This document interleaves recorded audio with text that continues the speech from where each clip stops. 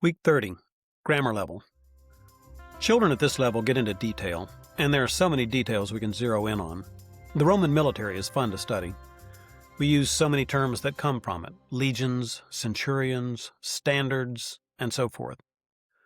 A group of 100 Roman soldiers was led by a centurion, and these units were grouped into legions of 3,000 to 6,000 soldiers. See what your children already know about the Roman army. They should be able to answer questions like, what was the Roman army like? Describe how typical soldiers dressed and lived, or how did they fight?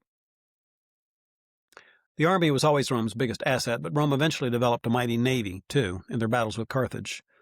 Warships back then were galleys, manned by slaves pulling oars. They didn't have cannons, so ship-to-ship combat consisted of ramming and maneuvering a galley close enough to board it. Who was Hannibal? Where did he come from? Can you imagine battles using elephants? Your grammar child doesn't need to sort out one Punic War from the next, but you want them to get the concrete images firmly fixed in their minds.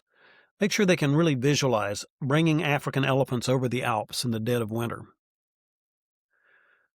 Do your children understand Rome's three-part strategy for expansion? It worked like this. First, team up with friends to make a big army.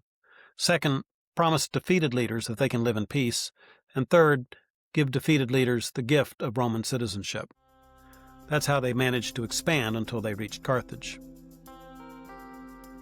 If your wife got any books out on Roman warfare, you might enjoy reading one aloud with your grammar-age sons.